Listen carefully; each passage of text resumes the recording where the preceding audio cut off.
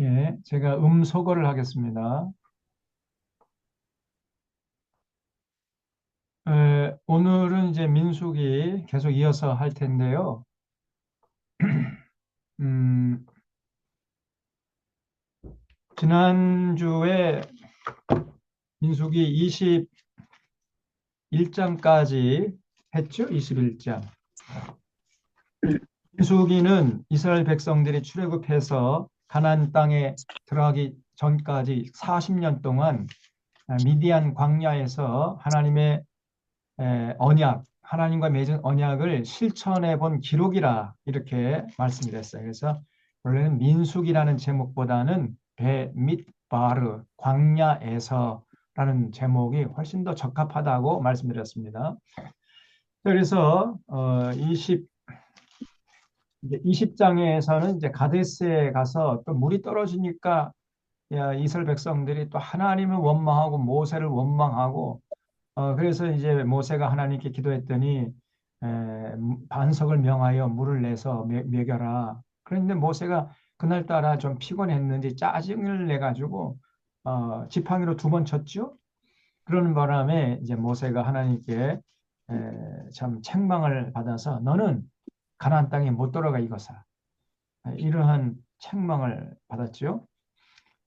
그 다음에 이제 20장 14절 이하 보면은 그 에돔 지역을 지나가려고 했는데 그 에돔 사람들이 절대로 용납을 안 해요. 같은 동족인데 그 에돔 족속의 그 지경에서부터 이제 킹스 하이웨이라고 하는 고속도로가 지나는 거거든요. 해발 800m 이상 되는 고지대에 조성된 그 고속도로, 당시 말하면 고속도로죠. 그래서 거기는 지름길이고 또 800m 이상 되는 고지대에 조성되어 있기 때문에 날씨도 선선하고 그래서 모든 상인들이나 군대들이 그 킹스 하이웨이 왕의 대로를 통해서 남북으로 왕래를 했거든요. 그래서 이스라엘 백성들도 좀 그 길로 가게 해달라고 부탁을 해도 에돔 왕이 안 된다는 거예요. 한 놈이라도 들어오면 다 죽여버리겠다. 막 이렇게 나가니까 입마만 쩝쩝 다시면서 다시 이제 애둘러 갔죠. 이렇게 멀리 그 지름길을 놔두고 편한 길을 놔두고 저 멀리 거친 길을 돌아가려다 보니까 또 이제 이스라엘 백성들이 또 하나님을 원망하고 모세를 원망하고 막 불평이 가득한 거예요. 그러다가 결국은 하나님으로부터 진노를 받아가지고 하나님이 불뱀을 보냈잖아요. 불뱀. 불뱀이라는 게 맹독성 뱀이라는 얘기입니다. 불이 타는 뱀이 아니고 맹독성 뱀. 사막에 가면 맹독성 뱀이 있어요. 그, 그 뱀에게 물리면 그 자리에서 즉사하는 거죠. 그래서 불뱀을 보내가지고 뭐 백성들이 물려 죽고 그러니까 모세가 또 하나님께 기도하니까 하나님께서 그러면 노뱀을 만들어서 걸어라. 이렇게 명령하셨죠. 그래서 그걸 쳐다보는 자마다 살려주겠다. 이렇게 해서 노뱀을 만들어서 이제 이스라엘 백성들이 그 불뱀에서 구원을 받았는데 그 이후에 이 노뱀을 그럼 빨리 폐기 처분해야 되죠. 하나님의 은혜에 감사하고 감격하면서 하나님의 뜻을 더 잘 받들려고 하는 하나님과 맺은 언약을 잘 실천하려고 하는 이런 모습을 보여야 되는데 이 사람들이요. 노뱀이 우리를 구해줬다. 이렇게 생각해. 노뱀 앞에 왜 절하는 거예요? 어제는 이스라엘 백성들을 구원해주는 도구였는데 오늘은 우상 숭배케 하는 도구로 전락해버린 겁니다. 이거를 약 800년 정도 이렇게 이스라엘 백성들이 노뱀을 갖다 버리지 않고 소중히 간직하면서 노뱀이라는 우상 앞에 절을 했던 거예요. 그래서 히스기야 시대 때에 히스기야 왕이 그 노뱀을 그냥 산산조각 내버렸습니다. 그리고 그것을 느후수단이라 했다고 그랬죠. 느후수단. 이거는 노 조각에 불과한 것이야. 이렇게 해서 그 800년 전부터 섬겨오던 그 노뱀을 이 히스기야 시대 때 비로소 제거한 거예요. 800년 동안이나 이스라엘 백성들이 하나님의 명령을 지키지 않는 거예요. 십계명에 보면 다른 우상 만들지 말고 그 우상 앞에 절하지 말라 그랬잖아요. 그 10계명의 제1계명, 2계명, 3계명을 어겼던 겁니다. 참 오늘날에도 이런 일들이 버젓이 벌어지고 있다고 제가 지난주에 말씀드렸죠. 그래서 절대로 교회 안에서 그 어떤 사진도 걸어놓으면 안 되고요. 어떤 형상을 시켜가지고 형상화 시켜서 그 앞에서 뭐 묵도하거나 절하거나 절대 그런 짓 하면 안 됩니다. 우리 뭐 주변에 있는 교회당 가보면 뭐 교회에다가 무슨 뭐 올해 표 무슨 캐치프레이즈 뭐 목적 막 이렇게 펴놓고 뭐 또 무슨 원로 목사 사진 걸어놓고 또 현재 담임 목사 사진 걸어놓고 난리 법석을 떨어요. 빨리 싹 없애버려야 돼요. 네. 교회가 뭔지를 전혀 모르고 있어요. 도대체가. 오직 교회당 안에 십자가 외에 다른 거 걸어놓으면 안 됩니다. 다른 어떤 것도 있으면 안 되는 거예요. 그 전부 다 하나님으로부터 마음을 떠나게 하고 우상 숭배케 하는 도구가 될 수 있다 그 말이죠. 정말 조심해야 됩니다. 그 교회가 아주 그냥 난잡해요. 교회당이 그냥 뭐 그냥 산란하고 마음을 혼란케 하고 정신을 산란케 하는 이런 것들을 자꾸 걸어놓고 무슨 표나 무슨 목적이나 뭐 왜 그렇게 하지 말아야 할 짓을 하는지 모르겠어요. 집중해서 우리 주 예수 그리스도를 바라보고 그 예수님 사랑하고 예수님께 경배하고 그렇게 해야 할 그 장소를 자꾸만 어지럽게 한단 말이죠. 그런 것을 우리가 경계해야 됩니다. 자, 그런 거기까지 말씀드렸어요. 그런 다음에 이제 이스라엘 백성들이 이제 전열을 정비해 가지고 이제 북진을 하는데 여기 21장 21절을 보게 되면 아모리 왕 시온에게 사실을 보내가지고 우리가 그 지경을 좀 지나가게 해달라 조용히 지나가겠다 이렇게 부탁을 했는데 아모리 왕 시온이요 안 된다는 거예요. 응? 그래서 그 시온이 이스라엘 여기 23절에 자기 영토로 지나가면 용납지 아니하고 그 백성을 다 모아 이스라엘을 치러 광야로 나왔던 거예요. 오히려 이스라엘 백성들을 공격을 해야 되는 겁니다.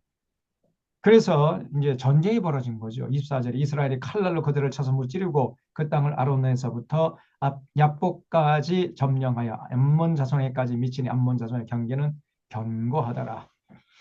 그래서 이 아모리 왕 시온을 물리쳤어요. 그 다음에 또 파죽지스로 올라가 가지고 33절에 보면 그들이 돌이켜 바산길로 올라가매 바산 왕 옥이 또 이스라엘 백성들과 한판 붙자고 또 전쟁을 걸어오는 거예요. 그래서 그들을 맞아가지고 에드레에서 싸우려 하는지라 여호와께서 모세에게 이르시되 그들 두려워하지 말라. 내가 그와 그의 백성과 그의 땅을 내 손에 넘겼나니 너는 헤스본에 거주하던 아모리 왕 시온에게 행한 것 같이 그에게도 행할지니라. 결국은 바산왕 옥 군대도 이스라엘 백성들이 아주 통쾌하게 물리쳤습니다. 그래서 아모리 왕 시온을 물리치고 또 바산 왕 옥을 물리치고 이렇게 이제 가는 곳마다 이스라엘 백성들이 승승장구하면서 파죽지세로 북상을 하니까 위쪽에 있었던 모압 왕 발락이라는 사람이 이제 걱정이 태산 같은 거예요. 그래서 여기 22장 2절에 보면 십볼의 아들 발락이 이스라엘이 아모리인에게 행한 모든 일을 봤으므로 모압이 심히 두려워하였으니 이스라엘 백성이 많음으로 말미암아 모압이 이스라엘 자손 때문에 번민하더라. 그래서 아모리 왕 시온을 물리치고 바산 왕 옥을 물리치고 막 파죽지세로 복상하니까 이 발락이라는 사람이 야 이거 큰일 났다. 우리가 감당할 수 없는데 어떻게 하면 좋을까 고민하다가 저쪽에 그 유프라테스 강 쪽에서 예언 활동하고 있는 거짓 선지자 발람이라는 사람을 초청을 해요. 그래서 그 발람을 통해서 이스라엘 백성들을 저주케 하려고 아주 그냥 온갖 보물을 다 갖다 앵기면서 뇌물을 갖다 주면서 제발 와가지고 저 이스라엘 백성들을 좀 저주해달라고 초빙을 합니다. 22장 5절에 보면 그가 사신을 볼의 아들 발람의 고향이 간가 부돌에 보내요. 이 부돌이란 게 유프라테스 강, 유프라테스 강, 그 상류 서쪽에 번성했던 메소포타미아의 한 성읍을 말합니다. 이 부돌. 그러니까 유프라테스 강, 그 근방의 성읍을 말해요. 거기서 이제 활동하는 사람, 거기 고향, 거기 출신인 이 발람을 불러와가지고 이스라엘 백성들을 저주케 하려고 했다는 거죠. 이르되 보라 한 민족이 애굽에서 나왔는데 그들이 지면을 덮여서 우리 맞은편에 거주했고 우리보다 강하니 청컨대 와서 나를 위하여 이 백성을 저주하라. 내가 혹 그들을 쳐서 이겨 이 땅에서 몰아내리라. 그대가 복을 비는 자는 복을 받고 저주하는 자는 저주를 받을 줄을 내가 알미니라. 그러니까 이 당시에 발람이라는 사람의 어떤 그 이름이 굉장히 널리 퍼져 있었다는 것을 알 수 있어요. 굉장히 그 유명세를 탔습니다. 그런데 사실 알고 보면 거짓 선지자예요. 근데 이제 발락이 이 발람이라는 이 유명세를 등에 업고 이 사람을 초빙하면은 그 발람이 저주하는 자는 저주받고 복을 비는 자는 복을 받는다. 이걸 확신하면서 이제 발람을 초빙한 거죠. 그래서 7절에 뭐 모압 장로들과 미디안 장로들이 손에 복채를 가지고 뇌물을 갖고 이제 발람에게 가서 발락의 말을 그에게 전하며 발람이 그들에게 이르되 이 밤에 여기서 유숙하라. 여호와께서 내게 이르시는 대로 너에게 대답하리라. 모압 귀족들이 발람에게서 유숙하니라. 그죠? 발람이 그래? 그러면 하나님이 뜻이 어디 있는지 내가 하나님께 한번 여쭤보고 하나님이 가라고 하면 가고 가지 말라고 하면 안 가겠다. 여기까지만 보면은 발람이 에, 거짓 선지자가 아닌 것 같이 느껴지죠. 근데 계속 읽어보면요, 거짓 선지자가 맞습니다. 그래서 10절에 보면 발람이 하나님께 아뢰되 모압 왕 십볼의 아들 발락이 내게 보낸 자들입니다. 이르기를 보라 애굽에서 나온 민족이 지면에 덮였으니 이제 와서 나를 위하여 그들을 저주하라. 내가 혹 그들을 쳐서 몰아낼 수 있으리라 하나이다. 하나님, 저 발락이 내게 와서 좀 뇌물을 묻히면서 이스라엘 백성들을 저주케 해달라고 했는데 어떻게 하면 좋겠습니까? 이렇게 이제 여쭈니까 하나님이 발람에게 이르실 때 너는 그들과 함께 가지도 말고 그 백성을 저주하지도 말라. 그들은 복을 받은 자들이니라. 그러니까 하나님의 뜻은 가지 말라는 거였어요. 그럼 가지 말아야죠. 예? 그런데 이 발람이요. 가고 싶은 마음이 더 큰 거예요, 또. 왜냐하면 그 뇌물의 눈이 어두운 거죠. 예? 그 복채. 그게 눈이 어두워가지고 가고 싶은데 하나님 가지 말라고 하니 이 고민이 된 겁니다. 그래서 14절에 보면 모압 족속들이 일어나 발락에로 가서 전하되 발람이 우리와 함께 오기를 거절하되 여기 13절 보면요. 발람이 아침에 일어나서 발락의 귀족들에게 이르되 너희는 너희 땅으로 돌아가라. 여호와께서 내가 너희와 함께 가기를 허락하지 아니하시느니라. 그래서 안 간다고 하나님이 허락지 않는다고 이렇게 전했어요. 거기까지만 하고 끝났으면 좋은데 이제 그 모압 귀족들이 돌아가서 발락에게 이제 그저 보고를 했을 거 아닙니까?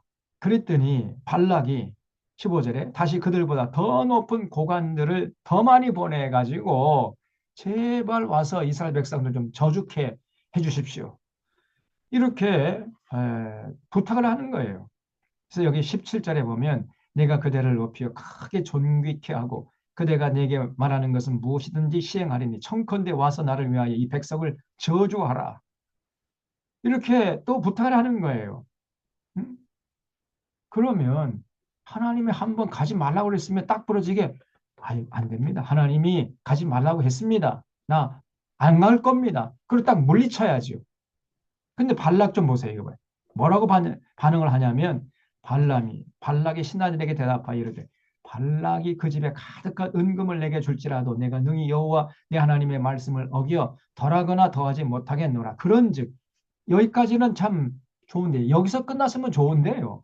그러니까 더하거나 더하지 못하겠노라. 그러니까 돌아가라. 이렇게 돼야 되는데 이 사람이 나중에 끝을 어떻게 결론을 짓냐면 그런즉 이제 너희도 이 밤에 여기서 유숙하래요. 돌아가지 말고 이 밤에 여기서 자라는 겁니다. 벌써 그 마음이 옳지 못하잖아요. 그 마음이 지금 나뉜 겁니다. 하나님의 뜻을 따라야 되겠고 또 보물이 뇌물이 탐나기도 하고 막 지금 두 마음이에요. 지금 이 발람이. 그래서 이 밤에 여기서 유숙하라. 여호와께서 내게 무슨 말씀을 더 하실는지 알아보리라. 하나님의 말씀은 이제 끝났어요. 다 완전히 전해졌습니다. 가지 말라고 하는 게 하나님의 뜻이에요. 뭐 더 말을 들을 필요가 없는 건데 지금 이 발람이 미련이 남은 거예요. 미련이. 예?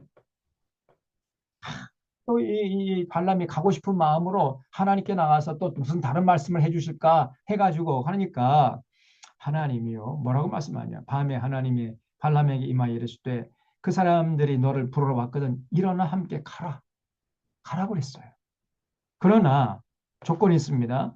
내가 내게 이르는 말만 준행할지니라 그랬어요.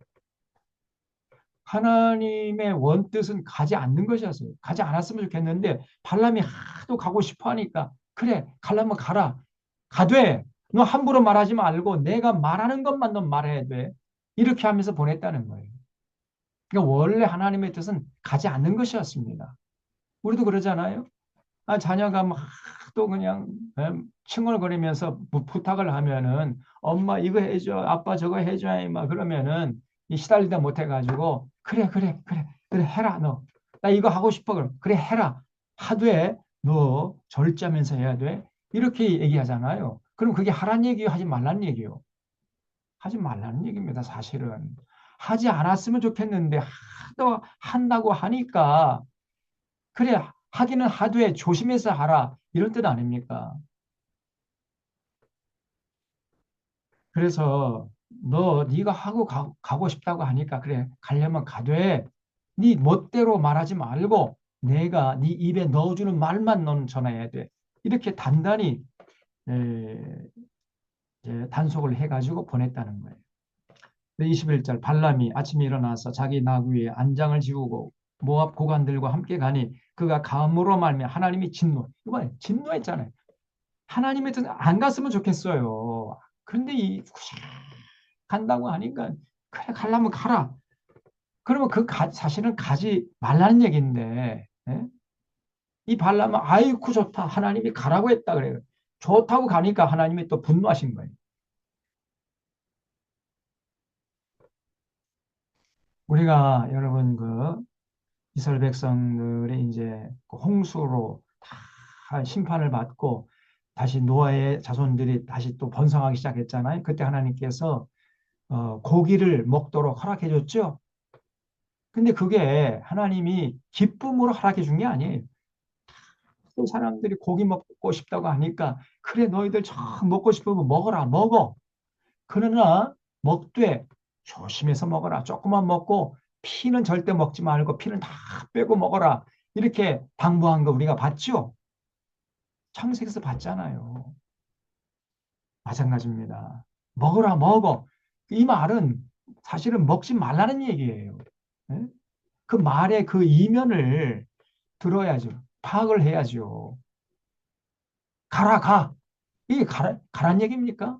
가지 말란 얘기예요. 그렇잖아요. 이 남자들은 잘 여러분 그 데이트할 때도요. 여성들의 심리를 잘 파악해야 돼요. 여성들이 가. 꼴 보기 싫어. 다시 안 만나. 그게 안 만나는 얘기 아닙니다. 더 보고 싶다는 얘기예요. 그게. 이 청년들 잘 심리를 파악을 해야 돼요. 지금 하나님이 발람이 가지 말라 그랬잖아요. 가지 말았으면 좋겠는데 자꾸 가고 싶어 하는 거예요. 발람이란 놈이. 그 돈에 눈이 멀어가지고 마음이 다 뺏긴 거예요. 그러니까 할 수 없이 그냥 너 갈라면 가라 그냥 이렇게 얘기한 건데 좋다고 가니까 하나님이 또 진노해 버렸단 말이죠. 그래서 결국은 이제 발람이 가는데 자세한 얘기 쭉 여기 나옵니다만은 나중에는 이제 나귀가요. 하나님의 천사를 보내가지고 발람을 막 죽이려고 하니까 나귀가 결국은 그 발람을 보호하는데 그것도 모르고 그냥 예, 발람이 나귀를 막 그 채찍으로 때리잖아요. 여기 27절 보면 나귀가 여호와의 사자를 보고 발람 밑에 엎드리니 발람이 노하여 자기 지팡이로 나귀를 때리니라. 사실은 나귀가 자기 주인을 살리기 위해서 어?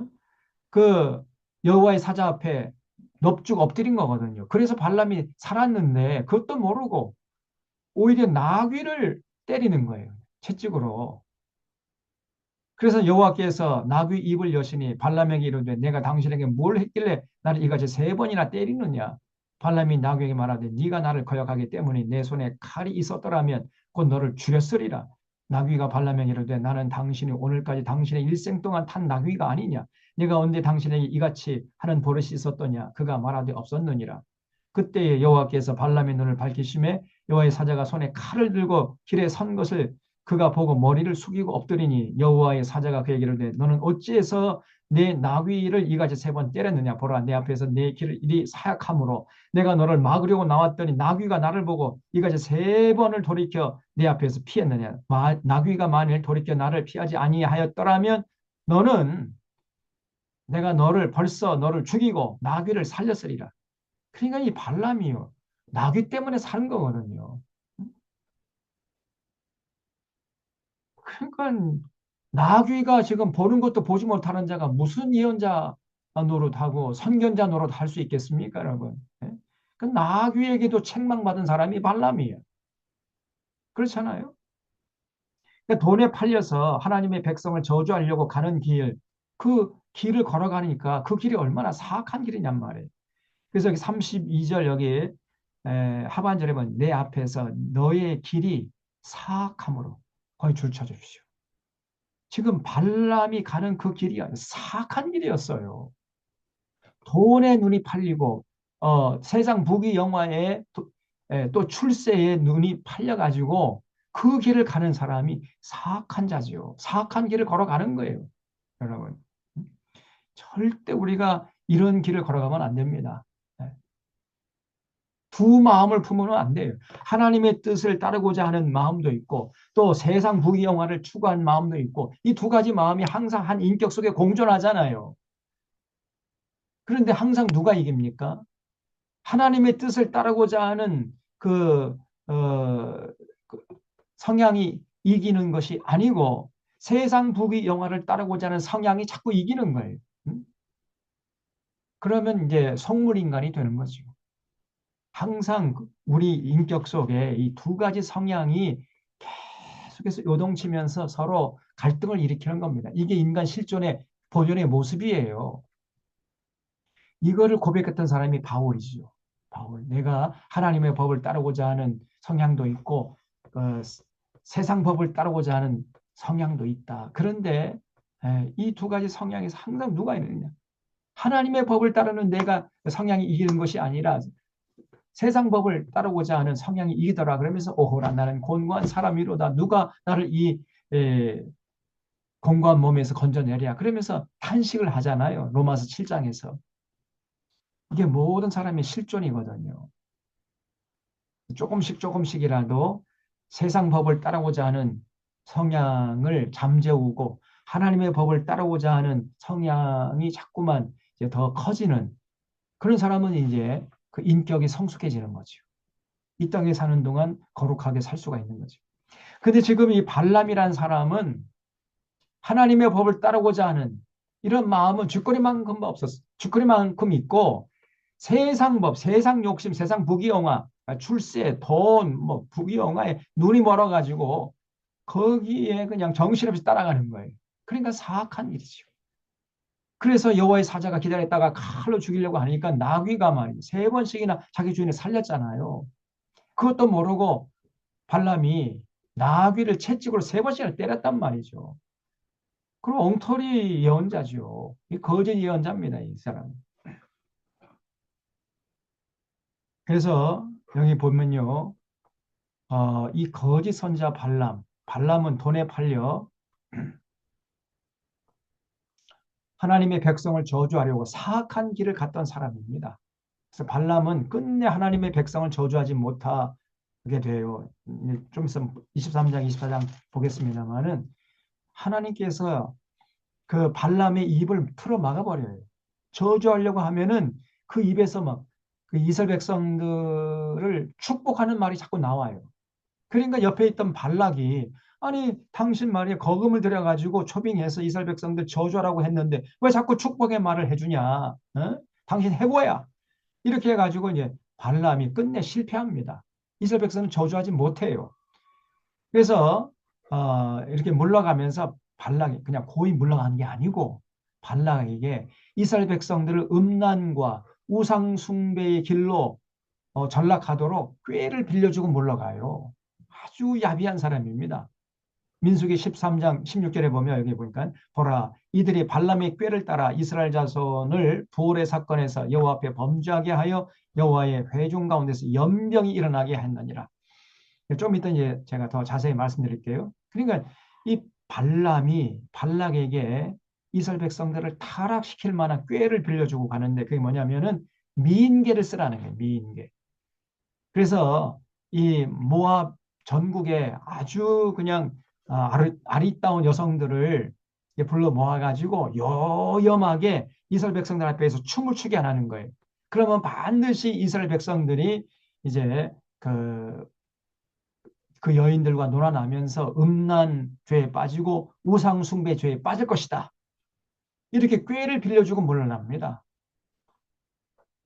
그래서 그 일로 해서 결국은 이스라엘 백성들이 그대로 막 여지없이 유혹에 미혹되고 마니까 하나님이 분노해가지고 이스라엘 백성 다 쓸어버리려고 했잖아요. 그런 장면이 이제 민수기 25장에 나오는데 자세하게 말씀드릴게요. 그래서 아주 이 발람이 야비한 사람이었어요. 결국은 발람이 어떻게 됐냐? 훗날 이스라엘 백성들의 칼에 맞아 비참하게 죽었습니다. 여호수아서 13장 22절에 보면 이스라엘 자손이 그들을 살육하는 중에 그러니까 그 가나안 땅이 이제 그 쳐들어가서 가나안 땅을 점령하는 중에 이 부올의 아들 점술과 발람도 칼날로 죽여버린 거예요. 그래서 비참하게 이스라엘 백성들에게 죽임을 당했어요. 다시 말하면 이스라엘 백성들에게 엄청나게 피해를 끼쳤잖아요. 그 이스라엘 백성들이 그 원수를 갚은 거죠. 그런 삭설 위하여 거짓된 길로 달려간 사람이 대명사가 되었어요. 부끄러운 이름을 남겼죠. 그래서 신구약 성경에서는 끊임없이 발람을 사악한 사람의 대명사로 기록하고 있습니다. 이것이 요한계시록까지 관통을 해요. 신명기 23장 4절에 보면 그들은 너희가 애굽에서 나올 때 떡과 물로 너희를 길에서 영접하지 아니하고 메소포타미아의 부돌 사람 부올의 아들 발람에게 뇌물을 줘 너희를 저주하게 하려 했으나 그렇죠? 그런 이 신명기 이제 모세가 그 과거 출애굽 끝날 지금의 이제 가나안 땅에 들어가기 직전에 그 발람 사건, 발람 때문에 이스라엘 백성들이 하나님께 그냥 우상숭배하다가 저주받은 그 사건을 언급하는 겁니다. 그 발람이 주인공, 이놈이 이스라엘 백성들을 타락했다는 거죠. 또 여호수아서 24장 9절에도 또한 모압 왕 십볼의 아들 발락이 일어나 이스라엘과 싸우더니 사람을 보내 부올의 아들 발람을 불러다가 너희를 저주하게 하려 했으나 이렇게 언급되고 있죠. 또 미가 선지자도 얘기하고 있어요. 내 백성아 너는 모압 왕 발락이 꾀한 것과 부올의 아들 발람이 그에게 대답한 것을 기억하며 시딤에서부터 길갈까지 이를 기억하라. 그러면 나 여호와가 공의롭게 행한 일을 알리라. 그래서 이 미가 선지자는 훨씬 후대 사람인데, 근데 이 발람 사건을 벌써 알고 있는 거예요. 또 느헤미야서 13장 2절. 느헤미야서는 이제 사실은 그 이스라엘 역사를 보면은 그 출애굽 때부터 따지고 보면은요 한 1000년 후 사람이에요. 느헤미야 사람. 근데 그 느헤미야가 발람을 또 언급합니다. 그들이 양식과 물로 이스라엘 자손을 영접하지 아니하고 도리어 발람에게 뇌물을 주어 저주하게 하였습니다. 그러나 우리 하나님이 그 저주를 돌이켜 복이 되게 하셨다 하는지라. 나오고 또 베드로 신약 성경에서도요. 베드로 사도가 발람을 언급하는데 그들이 바른 길을 따라 미혹되어 부올의 아들 발람의 길을 따르는도다. 그는 불의의 삭슬 사랑하다가 자기의 불법으로 말미암아 책망을 받되 말하지 못하는 나귀가 사람의 소리로 말하여 이 선지자의 미친 행동을 저지했느니라. 발람은요, 미친놈이었어요. 미친놈. 미친 선지자야. 거짓 선지자. 그 불의의 삭슬 사랑해가지고 사악한 길을 걸어가다가 그걸 비참하게 죽은 사람입니다. 유다서 1장 11절에도 나와요. 화 있을진저 이 사람들이 가인의 길에 행하였으며 삭슬 위하여 발람의 어그러진 길로 몰려갔으며 고라의 패역을 따라 멸망을 받았다. 이단들이 바로 이런 사람들이라. 요한계시록 2장 14절부터 15절에도 그러나 내게 두어 가지 책망할 것이 있나니 거기 내게 발람의 교훈을 지키는 자들이 있도다. 발람의 교훈. 삭슬 위해서 양심 팔아먹고 의리 팔아먹고 믿음 팔아먹고 나라까지 팔아먹는 사악한 길을 가는 이런 사람들이 있다는 거예요. 이 발람은 삭슬 위해서 양심을 팔아먹고 믿음도 팔아먹고 나라마저 팔아먹은 그런 사람의 대명사로 성경에 각인되어 있어요. 부러운 이름을 남긴 거죠. 여러분 우리가 성경을 이렇게 부분적으로만 보면 야 발람이 괜찮은 사람이다 이렇게 착각할 수가 있어요. 그렇게 착각하도록 만드는 구절들이 나오긴 나옵니다. 그러나 성경 전체를 보게 되면 발람이 아주 미친 선지자, 거짓 선자라는 것이 아주 분명하게 드러나거든요. 그래서 항상 우리가 성경을 부분적으로 보지 말고 전체로 보려고 하는 이런 노력을 항상 기울여야 됩니다. 제가 얘기했잖아요. 여기 22장 18절만 보면은 발람이 아주 괜찮은 사람 같아 보여요. 근데 계속 읽어보면은 완전히 거짓 선지자예요. 그렇죠? 그래서 여러분 그 성경 한 구절 한 구절 요런 그거만 보지 말고 성경 전체 문맥을 살피고 또 글자와 글자 사이를 살피고 그래서 전체를 보는 안목을 빨리 키우려고 애를 쓰셔야 돼요. 굉장히 중요한 얘기입니다. 자, 그래서 22장에서 이제 발람이 결국은 발락에게 가가지고 예언 활동을 이제 하는데 하나님이 그 입을 틀어 막아버려요. 23절에 보면 23장에 3절 발락이 이르되 당신의 번제물 곁에 서서 나는 저리로 가리이다. 여호와께서 혹시 오셔서 나를 만나시리니 그가 내게 지시하는 것을 다 당신에게 알리리다 하고 언덕길로 가니 하나님이 발람에게 임하시는지라. 발람이 아르되 내가 7 제단을 쌓고 각 제단에 숫송아지와 순양을 들었나이다. 여호와께서 발람의 입에 말씀을 넣어줬어요. 너 이 말만 해라. 너 다른 말 하면 안 돼. 그래가지고 발락에게로 돌아가서 이렇게 말하지니라. 그가 발락에게로 돌아간즉 발락과 모압의 모든 고관이 번제물 곁에 함께 섰더라. 발람이요 예언을 전했는데 하나님께서 그 혀를 그냥 어거한 거예요. 그냥. 뭐라고 얘기했냐면은 지금 발락은 이스라엘 백성들을 저주하기만을 기대하면서 잘 듣고 있는데요. 그 입에서 축복의 말이 나오는 거예요. 축복의 말이. 여기 8절에 보면 하나님이 저주하지 않으신 자를 내가 어찌 저주하며 여호와께서 꾸짖지 않으신 자를 내가 어찌 꾸짖으리라. 내가 바위에서 그들을 보며 작은 산에서 그들을 바라보니 이 백성 홀로 살 것이라. 그를 여러 민족 중에 하나로 여기지 않으리라. 리로다.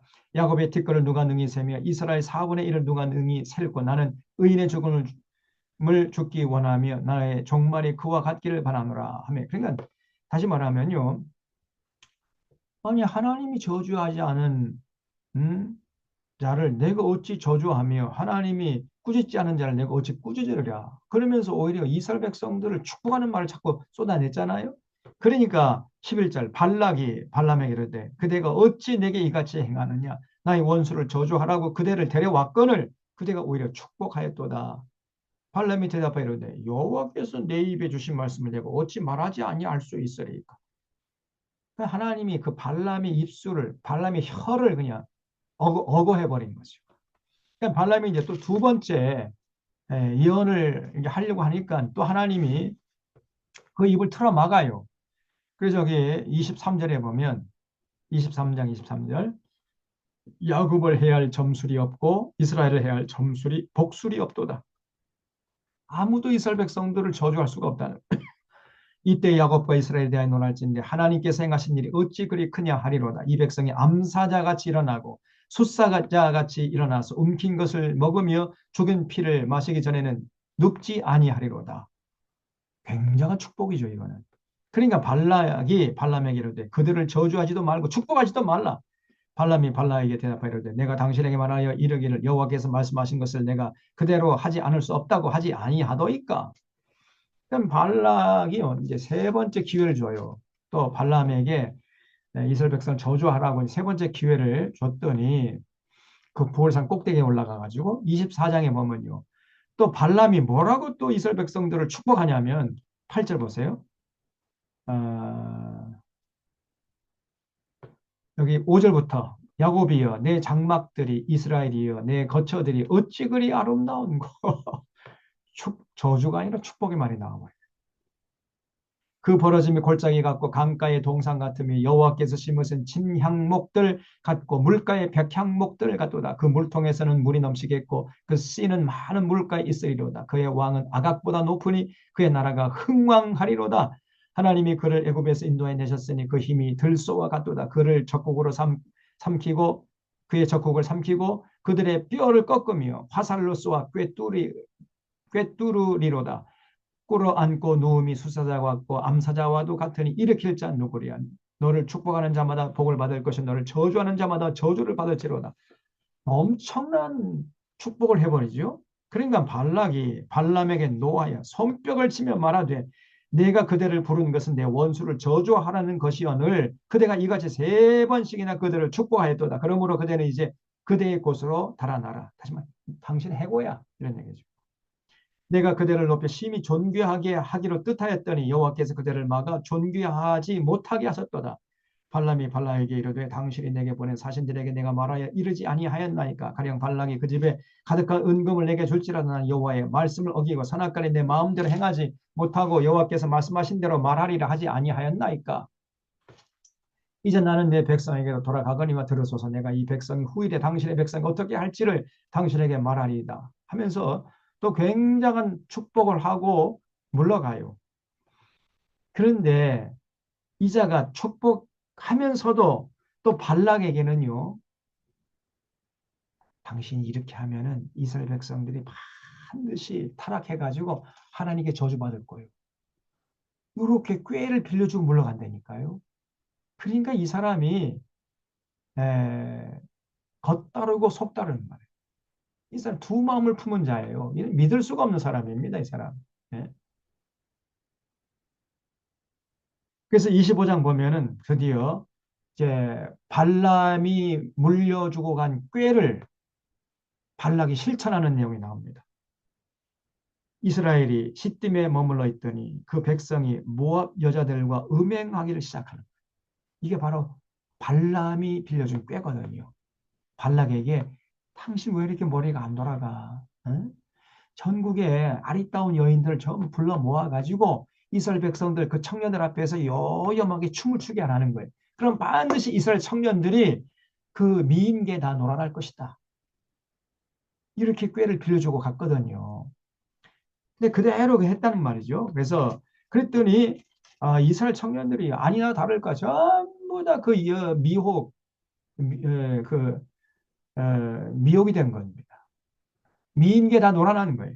그래서 그 여자들이 자기 신들에게 제사할 때 이스라엘 백성을 청하며 백성이 먹고 그들의 신들에게 절함으로 이스라엘이 바알볼에게 가담한지라. 전부 다 그 여인들 같이 놀아나면서 그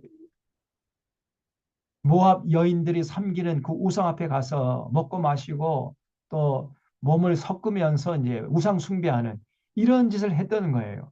그러니까 여호와께서 이스라엘에게 진노하시니라 그랬죠. 그래서 여호와께서 모세에게 이르시되 백성의 수령을 잡아 태양을 향하여 여호와 앞에 목매어 달아라.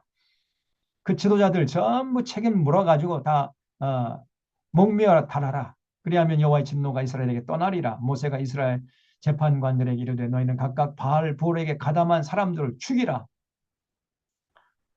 하니라. 이스라엘 자손의 온 회중이 회막문에서 울 때에 이스라엘 자손 한 사람이 모세와 온 회중의 눈앞에 미디안 한 여인을 데리고 그의 형제에게로 온지라. 제사장 아론의 손자 엘르아살의 아들 비느하스가 보고 회중 가운데서 일어나 손에 창을 들고 막 이 비느하스가 의분이 일어나 가지고 그 이방 여인과 놀아나는 그 유대인들 청년, 그 유대인 청년 그 뒤를 따라가 가지고 그 연놈들을 그냥 창으로 찔러 주겠다는 거예요.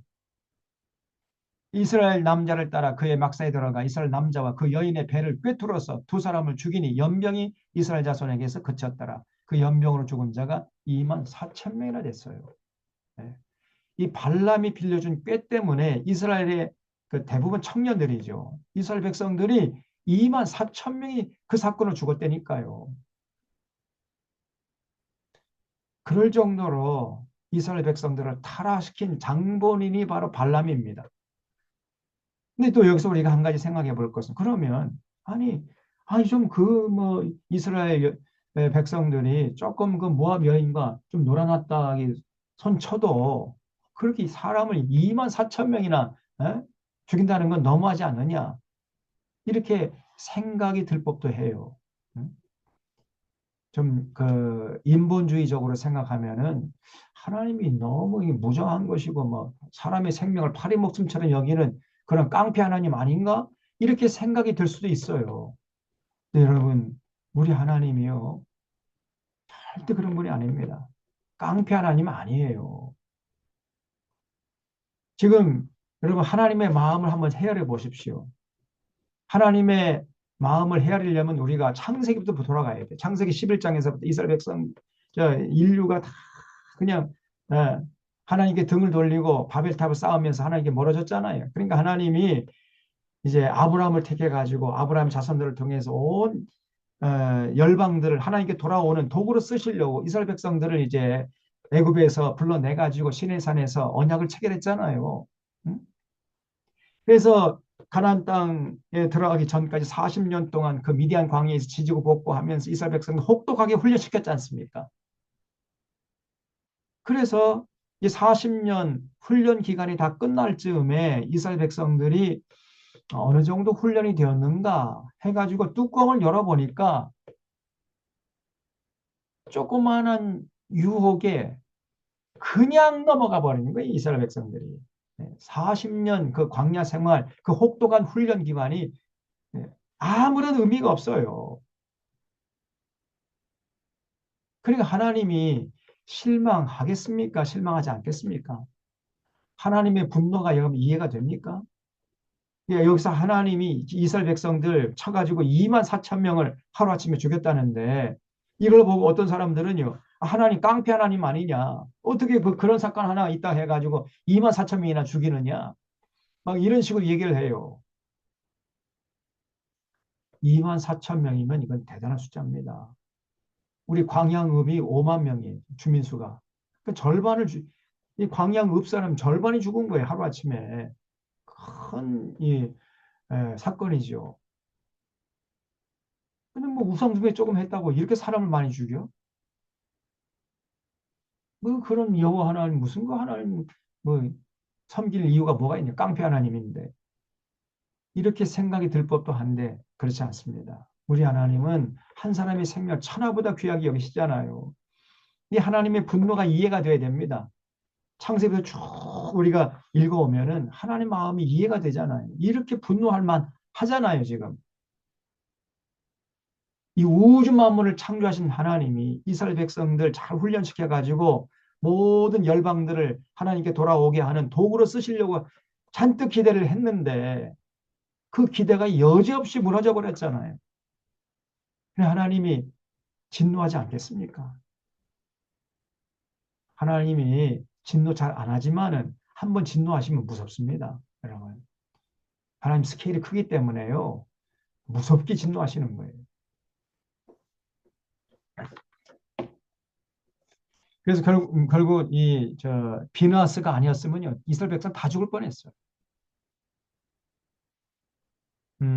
그래서 10절에 여호와께서 모세에게 말씀하여 이르시되 제사장 아론의 손자 엘르아살의 아들 비느하스가 내 질투심으로 질투하여 이스라엘 자손 중에서 내 노를 돌이켜서 내 질투심으로 그들을 소멸하지 않게 했도다. 비누아스가 거룩한 의분을 일으켜서 그 미인계 놀아나는 유대교 청년들하고 그 모압 여성 그냥 창으로 찔러 죽이는 바람에 하나님의 분노가 풀렸다는 거예요. 이런 사건이 있었습니다. 그래서 우리 하나님은 정말 자비하시죠. 그러나 동시에 질투하시는 하나님이세요. 그래서 하나님이 우리를 사랑한 만큼 우리가 하나님을 사랑하지 않으면 하나님이 질투하신단 말이에요. 못 배겨세요. 우리가 두 마음을 품고 하나님도 사랑하고 이웃도 사랑 아니 하나님도 사랑하고 세상도 사랑하고 하나님도 사랑하고 돈도 사랑하고 명예도 사랑하고 출세도 사랑하고 이 두 가지 할 수가 없습니다. 그러니까 하나님이 질투하신다는 거예요. 그럼 전심으로 하나님을 사랑해야 돼요. 전심으로.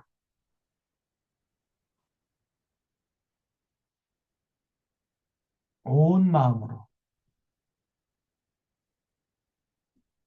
우리가 두 마음을 품으면 안 됩니다. 철저히 하나님 신뢰하고 하나님 사랑하고 하나님의 뜻을 받들려는 이런 마음이 있어야지 하나님이 기뻐하시죠. 또 그런 자의 예배를 하나님이 기뻐 받으시지 세상에 나가서는 온갖 그냥 세상 부귀영화 추구하고 뭐 출세 돈 좋아하면서 그냥 속물 인간으로 살다가 와가지고 주일날 아침에 하나님 열부에서 이거 받으시고 나 용서해 달라고 하나님 무슨 협상하는 겁니까? 하나님이 분노하십니다. 분노하시는 거예요. 오늘 대부분의 한국교회 수준이 이 정도예요.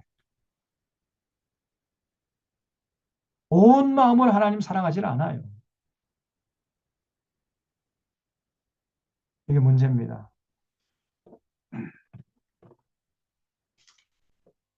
하나님 사랑하는 건 이것이니 곧 그의 계명을 지키는 이것이니라. 그랬죠. 사도 요한이 잘 얘기했어요. 하나님 사랑한다면 삶의 현장에서 하나님의 계명을 지키려고 해야 돼. 그 계명이 뭐냐? 더불어 사랑, 이웃 사랑하면서 더불어 너 혼자만 잘 먹고 살려고 하지 말고 더불어 살아라. 하나님의 공의와 정의를 강물처럼 흐르는 세상이 되도록 앞장서는 것이다. 이게 진짜 하나님을 사랑하는 거예요. 그렇게 살다가 와서 예배 드릴 때 그런 자의 예배를 하나님이 기뻐 받으시는 것입니다. 세상에 나가서는 온갖 그냥 수단방법 가리지 않고 제 뱃속 챙기고 그냥 뭐 거짓과 술수로 자기 목적 달성하려고 하고 그러다 와가지고 하나님께 예배드리면 하나님이 기뻐하시는 것이 아니라 분노하신단 말이죠. 꼭 기억하셔야 돼요.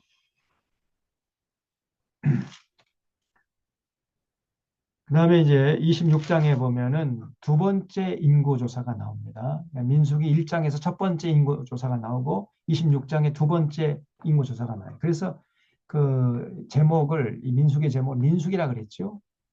백성들의 숫자를 기록한 책이다. 그런데 사실은 광야에서라는 제목이 훨씬 더 적합해요. 그래서 각 12지파를 다 계수해 보니까 26장 51절 보세요. 이스라엘 자손의 계수된 자가 60만 1730명이었더라. 그러면 민수기 1장 보세요. 민수기 1장은 출애굽한 지 1년째 되던 그 해에 계수한 거거든요. 응? 여기 보세요. 민수기 1장 1절에 보면 이스라엘 자손이 애굽 땅에서 나온 후 둘째 해, 둘째 달, 그러니까 개월수 따르면 14개월째 되는 그때에 계수한 겁니다. 14개월. 출애굽한 지 14개월. 그리고 민수기 26장은 출애굽한 지 40년이 지난 때. 응? 그러니까 그 미디안 광야 훈련 기간이 끝날 즈음에 계수한 거예요. 그러니까 1장과 26장은 40년이라는 시간적인 격차가 있었던 거예요. 그런데 계수된 숫자를 보면은 민수기 1장 45절 보세요. 이같이 이스라엘 자손이 그 조상의 가문을 따라 20세 이상으로 싸움에 나갈 만한 이스라엘 자손을 다 계수되었으되 계수된 자의 총계는 60만 3,550명. 그러니까 60만 3,550명입니다. 40년 전에. 40년 후에 계수해 보니까 60만 1730명이었어요. 그러니까 대동소이하죠. 인구수가 거의 변동이 없어요. 그러나 구성원들은 다 바뀌어버린 겁니다. 구성원들. 그래서 민수기 1장에서 계수된 사람들 중에서 딱 살아남은 사람은 두 명밖에 없어요. 여호수아 갈렙. 민수기 26장에서 여기 60만 1730명 그 속에 들어간 사람은 1장에서 속한 사람들 중에서 여호수아 갈렙밖에 없어요. 다 죽었어요. 나머지는. 그리고 지금 민수기 26장 51절에서 60만 명은 어디서 나온 사람들이냐? 출애굽 2세대들이에요. 출애굽. 그 광야에서 태어난 사람들입니다. 그러니까 완전히 물갈이가 되어버린 세대 교체가 되어버린 겁니다. 40년이 지난 동안에 출애굽 1세대들은 광야에서 다 죽고 말았어요. 그렇게 광야 생활이 험한 세월이 거친 세월을 살았던 것입니다. 그래서 하나님이 이제 이스라엘 백성들에게 장차 가나안 땅에 들어가게 되면 땅을 어떻게 분배할 것이냐 그 땅 분배 원칙을 말씀하세요. 52절 보세요. 여호와께서 모세에게 말씀하여 이르시되 이 명수대로 땅을 나누어 주어 기업을 삼게 하라. 수가 많은 자에게는 기업을 많이 줄 것이요 수가 적은 자에게는 기업을 적게 줄 것이니 그들이 계수된 수대로 각기 기업을 주되 오직 그 땅을 제비 뽑아 나누어 그들의 조상 지파의 이름을 따라 얻게 할지니라. 그 다소를 막론하고 그들의 기업을 제비 뽑아 나누라 그랬어요. 땅 분배 원칙 두 가지였습니다. 첫째는 지파 수대로 그 지파의 숫자가 많으면 좀 넓은 땅을 주고 지파 숫자가 적으면 적은 땅을 줘도 되잖아요. 그게 공평한 거 아닙니까? 네? 그게 아니 공정한 거죠. 또 나눌 때 제비를 뽑아라. 제비 뽑아서 어떤 사람은 더 기름진 땅 응? 차지하려고 할 거 아니에요?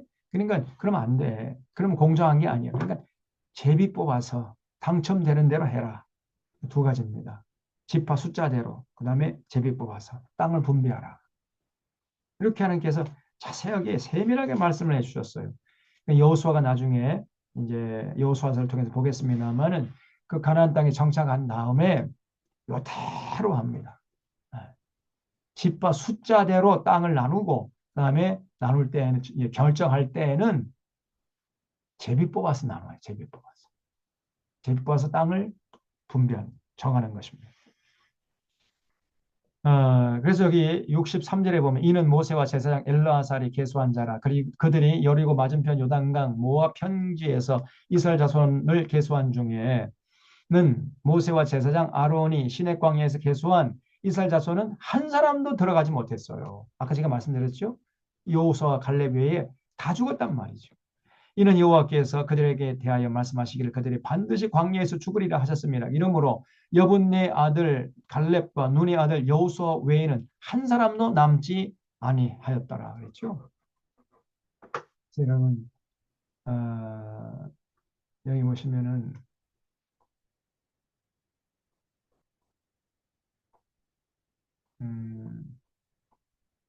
광야에서 죽은 사람들이 에, 남자가 출급할 때 60만 명이었고 여자가 그 정도 이제 성비가 1대1 똑같으니까 60만 명 정도 되겠죠. 그다음에 노인 어르신도 있고 아이들도 있을 거 아닙니까?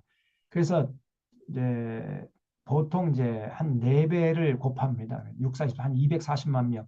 그래서 학자들이 한 200만 명 출급했을 것이다 이렇게 보는데 계산하기 좋게 150만 명으로 보자는 거예요. 150만 명 계산하기 좋게. 그러면 40년 동안에 다 죽었으니까 하루에 몇 명이 죽었느냐 계산을 하려면요. 365일 곱하기 40년 하면 14,600일이 나와요. 그래서 이거를 대충 1,500일로 아니 15,000일로 계산을 해가지고 나눠보면 150만 명 나누기 15,000 하면은 평균 매일 100명씩 죽었다는 계산이 나옵니다. 100명.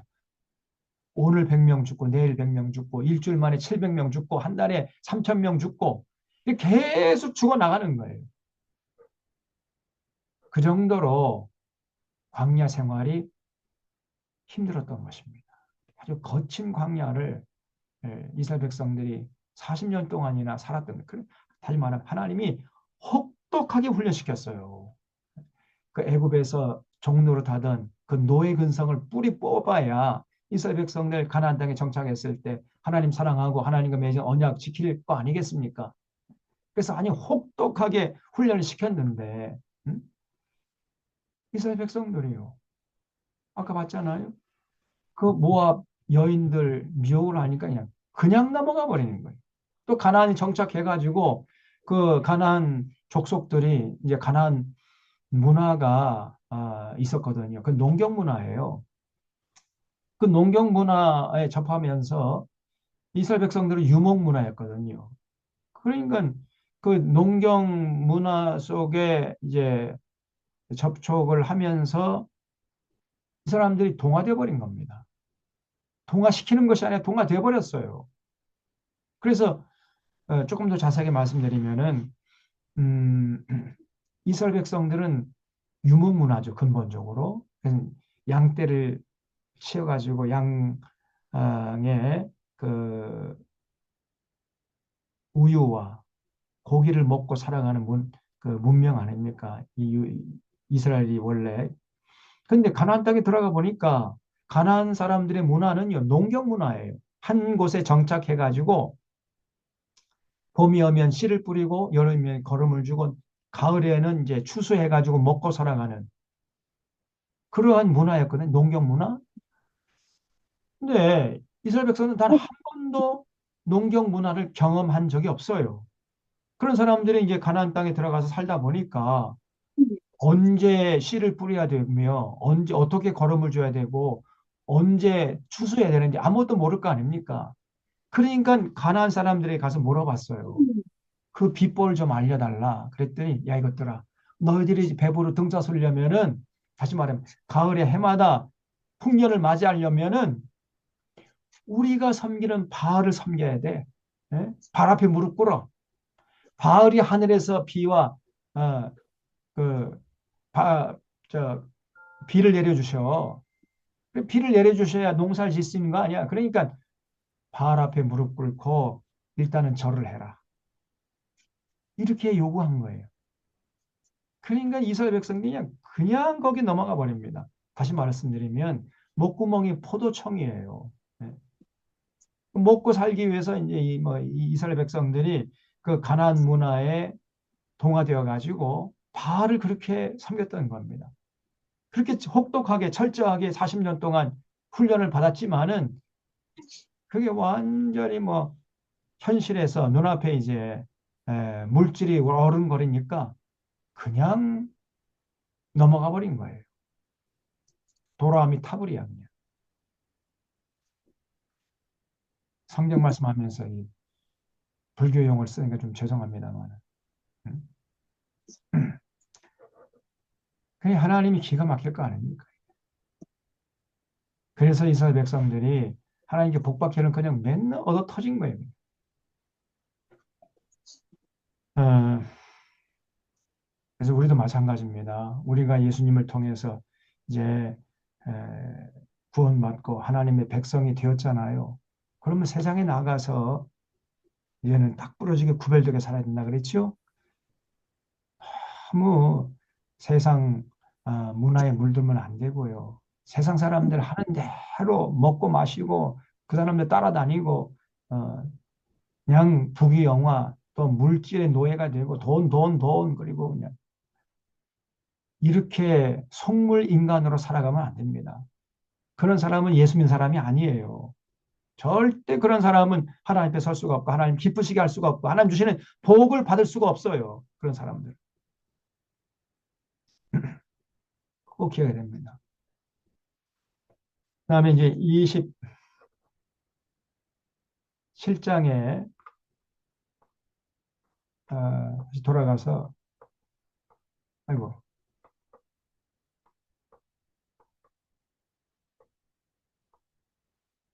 슬로발 딸들과 모세 후계자 여호수아 슬로발 딸들이 어, 이제 자기 아버지가 자기들에게 유산을 남겨주지 않으니까 모세에 가서 항의합니다. 어? 아니, 우리 아버지가 돌아가셨는데 아들이 없는데도 불구하고 우리에게 유산 남겨주지 않고 다른 사람에게 유산 남겨준다니. 아니, 그럼 우리는 어떻게 먹고 살아갑니까? 이렇게 하소연하니까 이 모세가 하나님께 이제 아뢰었을 거 아닙니까? 그러니까 6절에 보세요. 27장 6절에 여호와께서 모세에게 말씀하여 이르실 때 슬로브와 딸들의 말이 옳다는 거예요. 하나님이 여성 편을 들으세요. 너는 반드시 그들의 아버지의 형제 중에서 그들에게 기업을 주고 받게 하되 그들의 아버지의 기업을 그들에게 돌릴지니라. 너는 이스라엘 자손에게 말하여 이르기를 사람이 죽고 아들이 만약에 없으면 그의 기업을 그의 딸들에게 돌려라. 그 여성도 그 유산 상속에서 배제시키면 안 된다는 거예요. 아들이 없으면 그 딸들에게 유산을 남겨주라. 그 기업 후계자 자격에서 제외시키면 안 된다는 겁니다. 하나님께서. 그래서 우리 하나님은요 절대로 어, 남자를 우대하고 여자를 그, 무시하고 이런 분이 아닙니다. 남녀 평등이에요. 우리 하나님.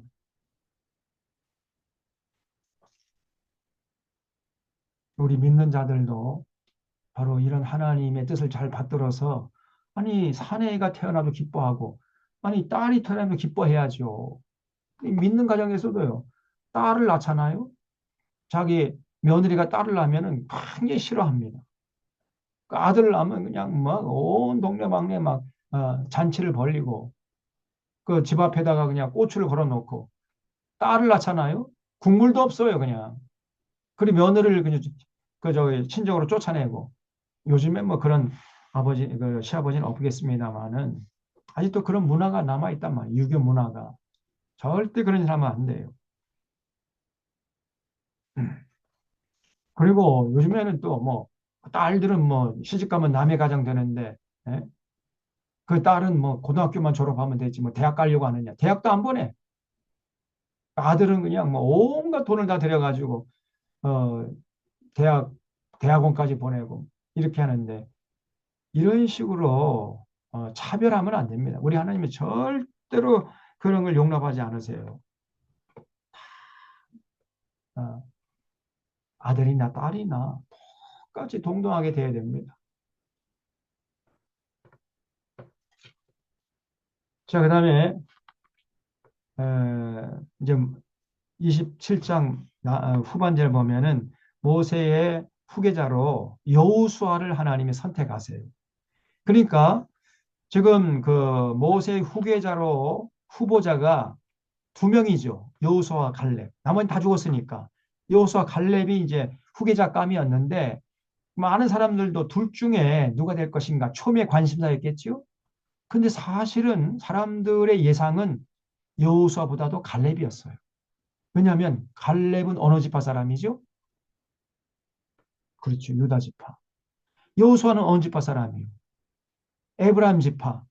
근데 유다 지파가 훨씬 에브라임 지파보다 그 강력한 세를 자랑했습니다. 항상 그 선봉 지파야. 유다 지파는 뭐든지 솔선수범 맨 앞장서는 지파가 유다 지파였어요. 그 유다 지파의 대표가 갈렙이었고 여호수아는 에브라임 지파거든요. 에브라임 지파 대표였으니까 사람들 생각은 전부 다 그 유다 지파 가장 세력이 세고 언제나 앞장을 섰던 유다 지파의 대표인 갈렙이 모세의 후계자가 돼야 된다. 그리고 될 거야. 이렇게 생각하고 있었는데 하나님의 선택은 여호수아였어요. 놀랍죠? 그래서 여기 18절 보세요. 27장 18절에 여호와께서 모세에게 이르시되 눈의 아들 여호수아는 그 안에 영이 머무는 자니 다시 말하면 여호수아가 성령 충만했던 것 같아요. 너는 데려다가 그에게 안수하고 그를 제사장 엘르아살과 온 회중 앞에서 세우고 그들의 목전에서 그에게 위탁하여 내 존귀를 그에게 돌려 이스라엘 자손의 온 회중을 그에게 복종하게 하라 그랬어요. 그래서 22절 모세가 여호와께서 하기에 명령하신 대로 하여 여호수아를 데려다가 제사장 엘르아살과 온 회중 앞에 세우고 그에게 안수하여 위탁하되 여호와께서 모세에게 명령하신 대로 했더라. 자기 후계자로 여호수아를 세웠다는 거죠. 그러면요 갈렙이 입이 이만큼 났을 거 아닙니까? 갈렙도 내가 모세의 후계자가 될 수 있다라고 아마 김칫국을 먼저 마실 수도 있을 거예요. 그렇죠? 충분히 그 예상되는 일이었으니까. 근데 하나님의 선택은 여호수아니까 갈렙의 기대가 무너졌잖아요. 실망이 이만저만 아니었을 겁니다. 근데요, 갈렙이 알겠습니다. 딱 부르짖게 순종해요. 그래서 여호수아의 참모로서 나중에 이제 보겠습니다만은 그 가나안 땅 정복 전쟁에 최선을 다해서 앞장섭니다. 이 갈렙이. 그러니까 여호수아도 훌륭했고 갈렙도 훌륭했고. 성경에 보면은 이런 그 죽이 맞는 이런 분들이 나와요. 그 모세, 다윗과 누구죠? 요나단, 그렇죠? 여호수아와 갈렙. 또 신약 성경에 가면은 누가 있죠? 바울과 디모데. 이런 참 아름다운 우정을 나눴던 이런 사람들이 있습니다. 여러분 신앙으로 뭉쳐진 이 참 우정은요 절대 깨지지 않습니다. 여호수아와 갈렙이 그랬던 거, 다윗과 요나단이 그랬던 것이고, 바울과 디모데가 그랬어요. 그래서 피는 물보다 진하지만은 신앙은 피보다 더 진해. 신앙. 진정한 참된 신앙으로 맺어진 우정은요 죽음도 갈라놓지 못합니다. 그 정도로 강력한 거예요. 그다음에 28장과 29장에서는 상번제와 제사의 제물에 대한 규제. 여기 28장 3절을 보세요. 그들에게 이르라 너희가 여호와께 드릴 화제는 이러하니 1년 되고 흠 없는 순양을 매일 2마리씩 상번제로 드리되, 거기 상번제 조치해주시죠. 상번제가 뭐냐면은 매일 드리는 번제, 매일 드리는 제사를 상번제라고 그래요. 날마다 드려야 됩니다. 매일같이 빠짐없이, 하루도 빠짐없이 1년 365일 매일같이 드리는 제사가 상번제예요.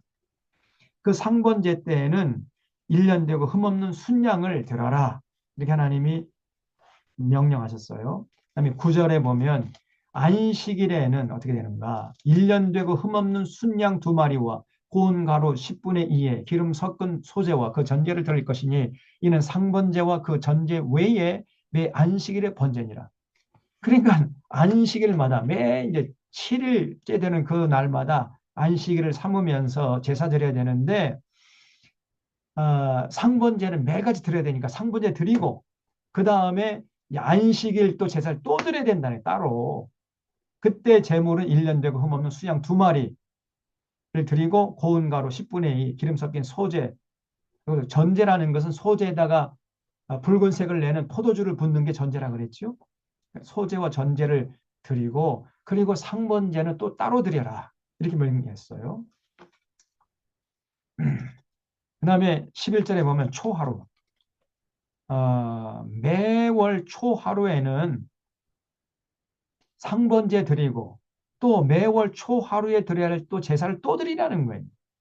초하루에는 숫송아지 2마리와 순양 1마리와 1년 되고 흠없는 수양 7마리로 여호와께 번제를 드리되, 그렇죠? 그다음에 15절 보면 또 상번제와 그 전제 외에 염소 1마리 속죄제로 여호와께 드릴 것이다.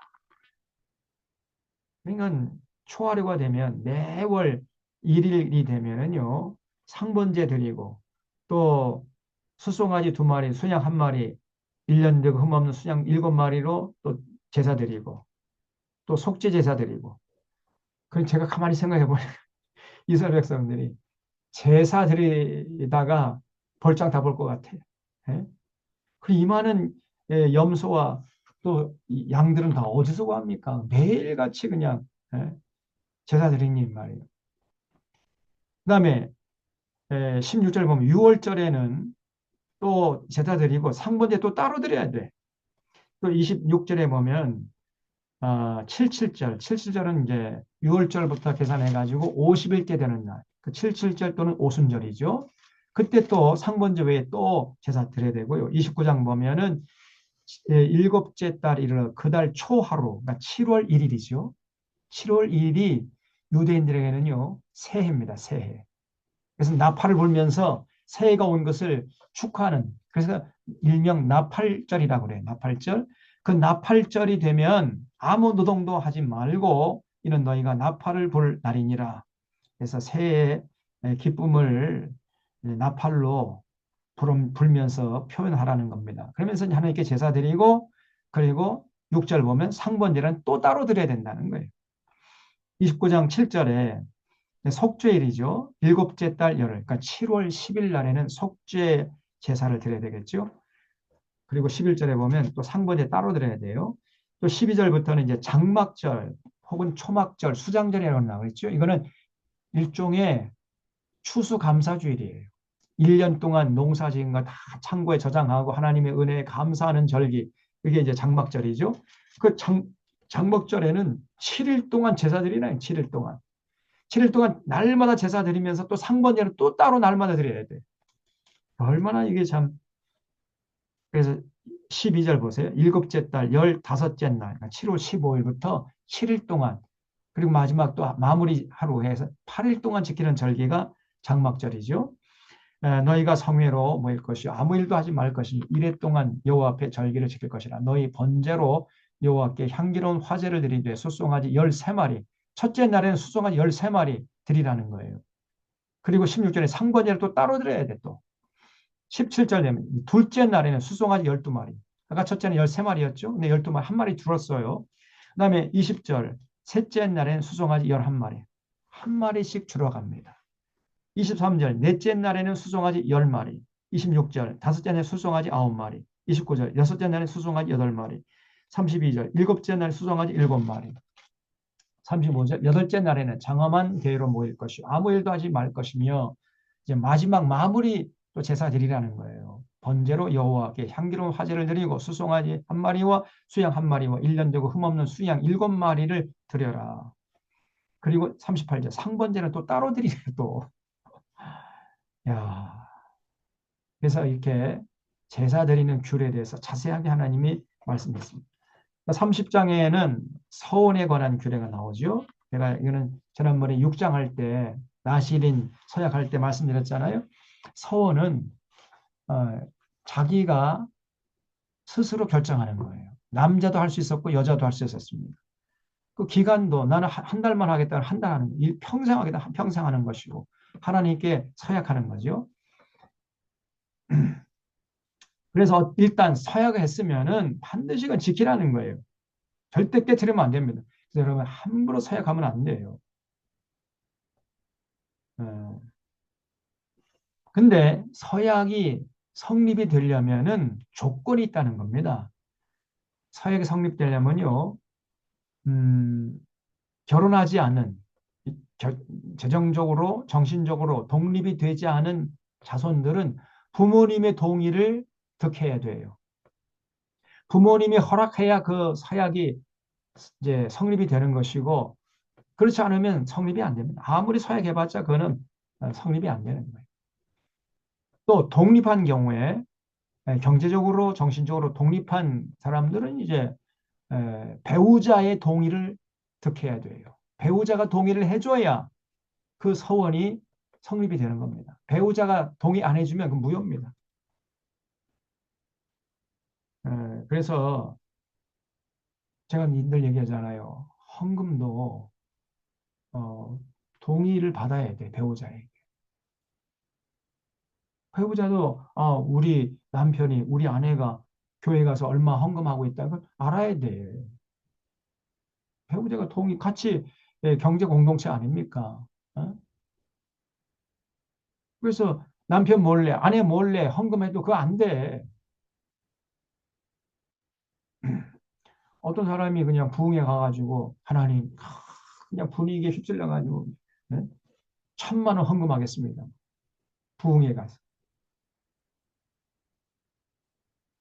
그러면은 그 서약이 성립이 되려면요. 그 결혼 안 한 사람은 부모의 동의를 받아야 돼. 부모가 동의 안 해주면 그건 무효입니다. 헌금 안 해도 돼. 양심 가책 받을 필요가 없어요. 또 결혼한 사람이라면 배우자의 동의를 얻어야 돼. 배우자가 동의 안 해주면은 쓸데없는 소리 하고 있어. 그러면 그 서약은 무효가 되는 겁니다. 그런 얘기 30장이. 그다음에 31장에서는 이제 미디안과의 전투. 아까 말씀드렸죠. 하나님께서 미디안 족속, 이게 결국은 모압 족속이거든요. 전부 다 진멸시켜라. 왜냐? 이스라엘 백성들을 타락한 거죠. 이 모압 왕 발락이 그랬잖아요. 그래서 그 원수를 갚아라. 그래서 여기 31장 16절에 보라 이들이 발람의 꾀를 따라 이스라엘 자손을 부활의 사건에서 여호와 앞에서 범죄하게 하여 여호와의 회중 가운데서 연병이 일어나게 한 그 죄를 물어가지고 미디안 족속을 전멸시켜라. 이렇게 하나님께서 명령하셨습니다. 그리고 이제 그 전멸시킨 다음에 얻은 그 전리품, 탈취물들을 어떻게 나눌 것인가 하는 데서 자세하게 규례가 나오고요. 32장에서는 이제 요단강 동편 땅 분배 얘기가 나오죠. 그래서 아까 저기 말씀드렸잖아요. 여기 20 몇 장입니까? 21장에 그 21절에 아모리 왕 시온 물리셨잖아요. 그러니까 그 땅을 이제 차지한 거죠. 그 다음에 33절에 보면 바산 왕 옥, 바산 땅을 또 차지했잖아요. 그러니까 근데 그 땅이 그 아모리 사람들의 거하는 그 땅하고 바산 왕이 거하는 그 땅이요, 굉장히 기름진 땅이에요. 그게 바로 이제 지금은 그 이스라엘 땅 저 북쪽에 골란 고원 그 근방입니다. 골란 고원. 여러분 그 이스라엘 가보시면 골란 고원은 해발 800m 이상 되는 굉장히 높은 고지대예요. 거기는 비가 자주 옵니다. 그러니까 땅이 기름져요. 또 기온도 선선해. 사람이 살기 아주 딱 좋아요. 거기가 비가 자주 오기 때문에 땅이 굉장히 기름지고, 그래서 거기서 이제 주로 그 목축업 합니다. 목축. 그래서 바산에서 길러지는 암소가 가장 품질이 좋은 그 쇠고기로 유명한 겁니다. 그래서 그 땅을 탐내는 지파가 있었어요. 그 누가 탐내느냐? 여기 보세요. 32장 2절에 보면 갓 자손과 르벤 자손, 그리고 또 므낫세 자손, 이 사람들이요 그 땅을 탐내 가지고 모세에게 와서 저 모세 선생님, 우리에게 이 땅을 좀 주셔서 우리가 이 땅을 기업으로 삼게 해 주십시오. 그리고 부탁을 하는 거예요. 그러니까 모세가요 버럭 화를 냅니다. 32장 5절에 또 이르되 우리가 만일 당신에게 은혜를 입었으면 이 땅을 당신의 종들에게 그들의 소유로 주시고 우리에게 요단강을 건너지 않게 하소서. 이렇게 부탁을 해.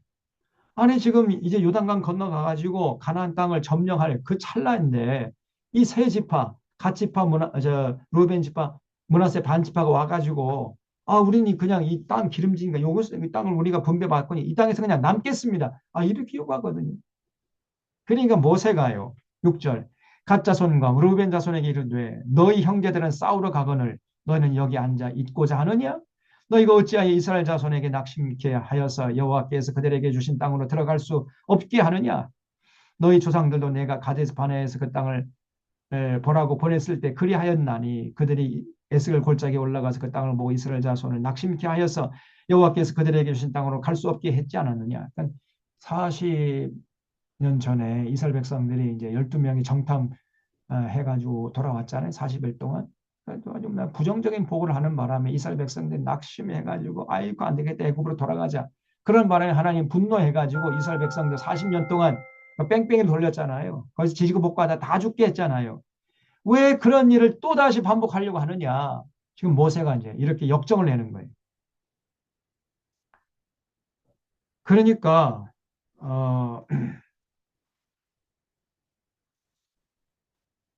16절 보세요. 그들이 모세에게 가까이 나와 이르되 우리가 이곳에 우리 가축을 위하여 우리를 짓고 우리 어린 아이들 위하여 성읍을 건축하고 이 땅에 원주민이 있으므로 우리 어린 아이들을 그 견고한 성읍에 거주하게 한 후에 우리는 무장하고 이스라엘 자손을 그곳으로 인도하기까지 그들의 앞에서 가고 이스라엘 자손이 각기 기업을 받기까지 우리 집으로 절대로 돌아오지 않겠사오며 우리는 요단 이쪽과 동쪽에서 기업을 받았사오니 그들과 함께 요단 저쪽에서는 기업을 받지 않겠나이다. 저기 모세 선생님 좀 화를 푸시고 우리 뜻은 그런 게 아니라 우리 땅 우리에게 이 참 요단강 동편 땅을 분배해 주시면 우리가 우리 자녀들 여기다 이렇게 안전하게 살게 해 놓은 다음에 우리가 앞장서서 가나안 정복 전쟁에 맨 선봉에 서겠습니다. 그리고 12지파가 다 땅을 분배받을 때까지 절대로 이 땅에 돌아오지 않겠습니다. 우리가 맨 앞장서서 목숨 걸고 싸우겠습니다. 이렇게 약속하는 거예요. 그래? 정말 그렇게 하겠느냐? 우리가 그렇게 하겠습니다. 그래? 만약 그렇다면은 이 땅은 너희들의 땅이 될 것이다. 그러나 만약 너희들이 약속을 어기면 이 땅은 너희들의 땅이 되지 않을 것이다. 이렇게 단단히 모세가요 이스라엘 백성들에게 선포를 해요. 근데 놀랍게도 이 가짜 선과 루벤이라서 므낫세 반지파가요 약속한 대로 합니다. 약속한 대로. 그래서 맨 앞장서 가지고 목숨 걸고 싸웠어요. 그래서 이제 나중에 모세가 너희들 참 잘했다. 이제 여호수아가 이제 그 모세는 죽고 이제 여호수아가 앞장서 이제 가나안 정복 전쟁에 나섰잖아요. 여호수아가 모세 때 너희들이 약속했던 거 잘 지켰으니까 그 요단강 동편 땅은 너희들의 땅이다. 이렇게 이제 그 요단강 동편 땅을 그들의 기업으로 주는 이런 장면이 나중에 여호수아에 나옵니다. 여호수아서 22장 1절로 4절 보면 그 쭉 나와요. 여기 이 32장 18절 보세요. 이스라엘 자손이 각기 기업으로 받기까 우리가 집으로 돌아오지 아니하겠사오며 할 때 그 관주에 보면 키역이 돼 있죠. 키역. 우리 집으로 할 때 우자 앞에 키역이라 돼 있죠. 옆에 관주 키역에 보면 여호수아서 22장 4절 보라 이렇게 돼 있죠. 그 22장 4절을 보면은 그렇게 나옵니다. 그래서 여러분 관주 성경이 중요하다 그랬죠. 성경을 읽으면서 관주를 자꾸 활용하십시오. 음, 그래서 여기 5절 보면 모세 앞에서 가짜 손과 루벤 자손이 모세에게 대답하여 이르되 주의 종들은 우리는 우리 주의 명령대로 행할 것이라 우리의 어린 아이들과 아내와 양떼와 모든 가축은 이곳 길라 성읍에 두고 종들은 우리 주의 말씀대로 무장하고 여호와 앞에서 다 건너가서 싸우리이다. 이렇게 약속을 해놓고는 약속한 대로 합니다. 여러분 이게 성숙한 것이고 이게 인격사지요. 약속해놓고 약속을 안 지키면은 이 하나님이 분노하십니다. 그건 비인격자죠. 자, 그 다음에 33장에서는 40년 광야 노정기를 회고합니다. 33장 1절에 모세와 아론의 인도로 대오를 갖추어 애굽을 떠난 이스라엘 자손들의 노정은 이러하니라. 40년 노정기를 자세하게 기록하고 있어요. 모세가 여호와의 명령대로 그 노정을 따라 그들의 행진한 것을 기록하였으니 그들이 행진한 대로의 노정은 이러하니라. 그들이 첫째 달 15째 날에 라암셋을 떠났으니 곧 6월절 다음 날이라. 출애굽한 날이 6월절 다음 날 했죠. 이스라엘 자손이 애굽 모든 사람의 목전에서 큰 권능으로 나왔으니 애굽인은 여호와께서 그들 중에 치신 그 모든 장자를 장사하는 때라. 여호와께서 그들의 신들에게도 벌을 주셨더라. 해가지고 이스라엘 백성들이 출애굽해가지고 이제 라암셋을 떠나 숫꽃을 치고 그 다음에 에담 광야, 그 다음에 신광야, 시냇광야, 바란광야, 또 춘광야. 그래서 40년 동안 광야 생활했던 것을 여기 자세하게 기록합니다. 33장 38절 보세요. 이스라엘 자손이 애굽 땅에서 나온 지 40년째 5월 초 하루에 제사장 아론이 여호와의 명령으로 호르산에 올라가서 죽었어요. 출애굽이 40년이 지났어요. 이제 아론이 호르산에 죽던 때 나이가 123세 123세 일기로 아론이 죽었습니다. 그다음에 34장에 보면은 이제 가나안 땅의 경계와 기업 분할 책임자. 그래서 그 하나님께서 허락하신 그 젖과 꿀이 흐르는 가나안 땅 경계를 쭉 여기 나옵니다.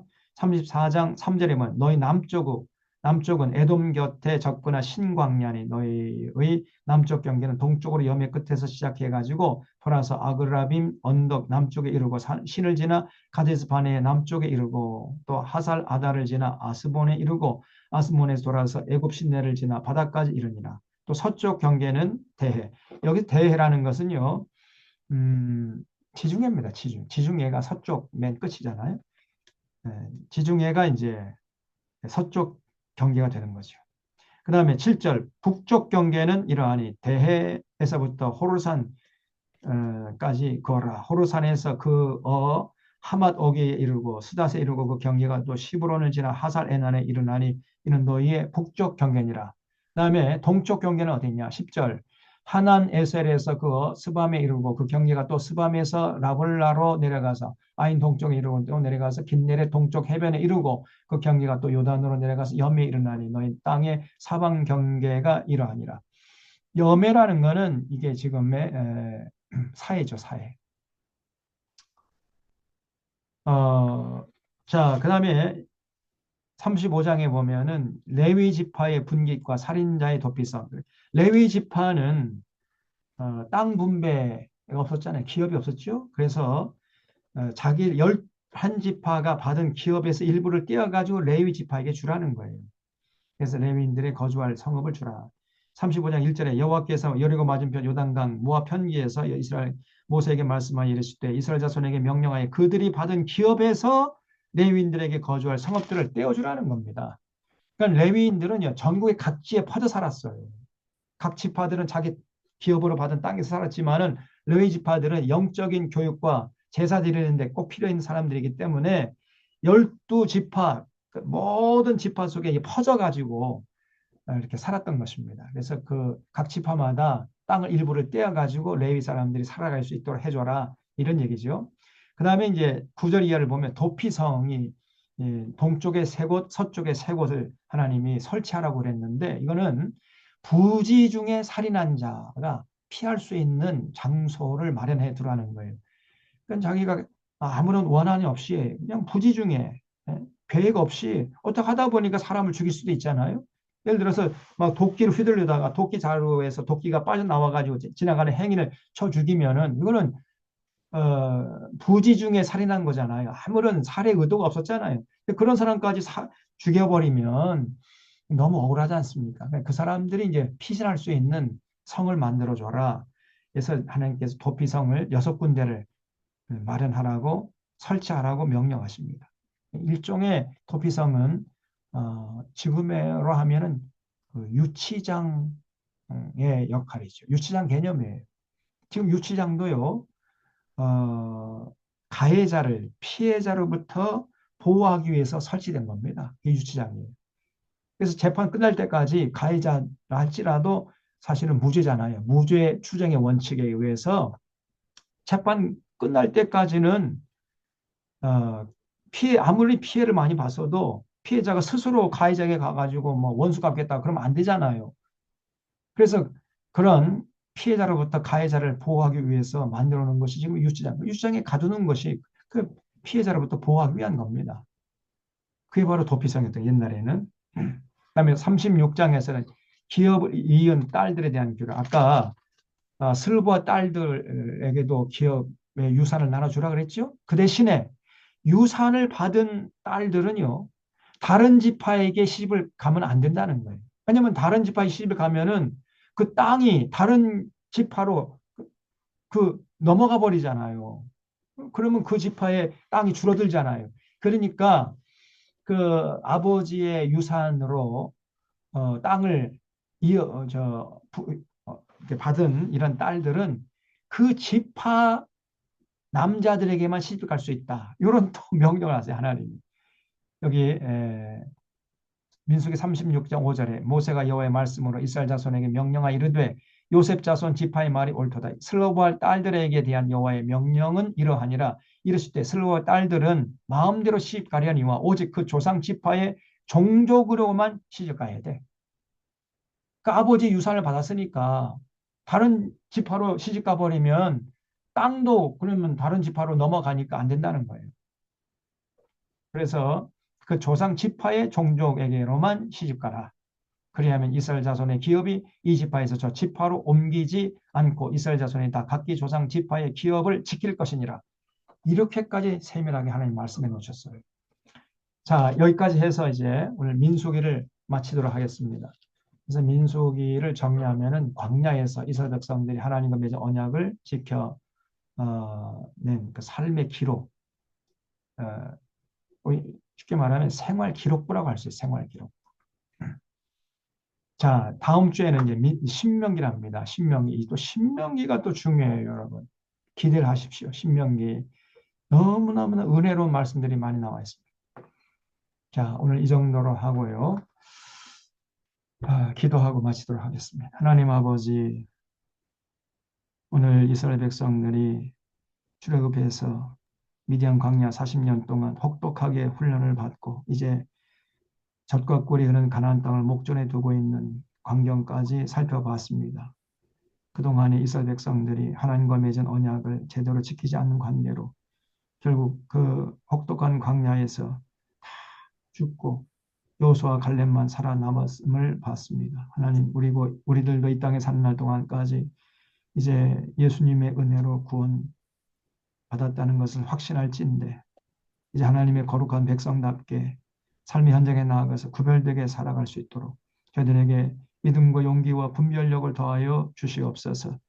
하나님을 알지 못하는 세상 사람들처럼 살지 않게 하시고 구별되게 참 두 마음을 품지 않고 오직 하나님 사랑하고 하나님 사랑함으로 하나님의 계명을 지키는 데 최선을 다하며 더불어 사는 세상을 위해서 앞장서는 진정한 믿음의 사람들 다 되게 하여 주시옵소서.